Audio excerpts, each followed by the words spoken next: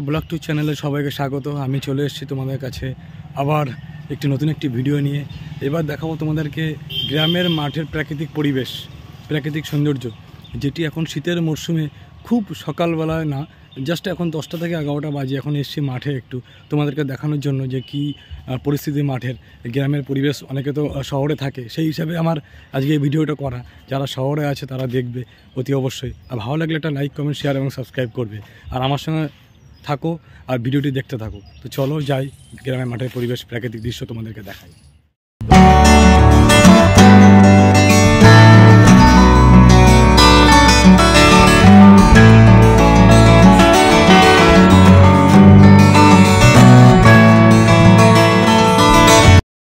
শীতের সকালে সোনালি রোদ গায়ে মেখে বেরিয়ে পড়লাম মাঠের পরিবেশে। সেখানে দেখব কিছু গাঁদা ফুলের চাষ, সর্ষে ক্ষেত।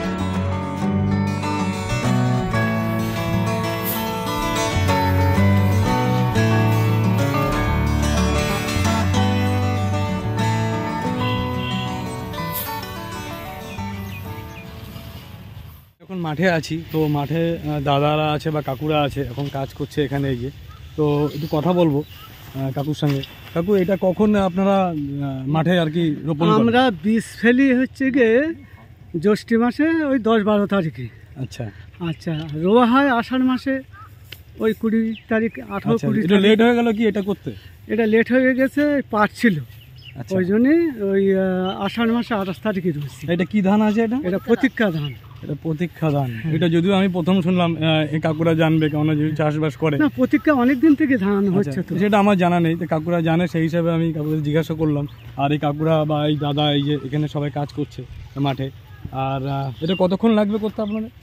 ধরো আধ ঘন্টা লাগবে, আধা ঘন্টার মধ্যে কমপ্লিট হয়ে যায়। হ্যাঁ, মোটামুটি আমরা সকালবেলা 5:30 লেগেছি, 4টে লোকে। আচ্ছা, এই ঝাড়া হয়ে গেছে, বিজলি বাঁধা হচ্ছে, আর এই সারা হয়ে যাবে কমপ্লিট করতে, আর 1 ঘন্টা লাগবে।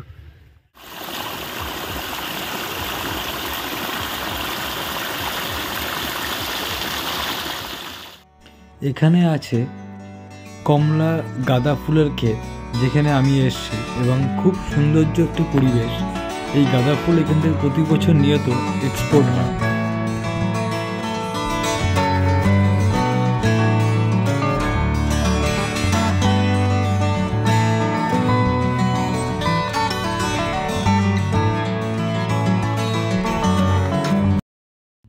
মূলত গাঁদা ফুল বেছে তোলা হয়, এর কারণ এই ফুলগুলি দিয়ে বীজ দেওয়া হয় এবং সেই বীজ এক্সপোর্টে চলে যায়। পাশেই সারি সারি ছোট ছোট গাঁদা ফুলের বীজ দিয়ে চারা তৈরি করেছে এবং পুরো ক্ষেতে এটি রোপণ করেছে।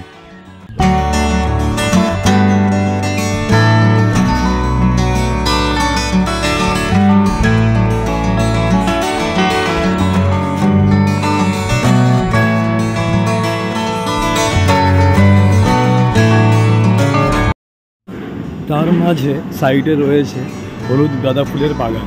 সেখানে আমরা কিছুটা সময় কাটিয়ে আমরা এখান থেকে চলে যাব বাড়ি।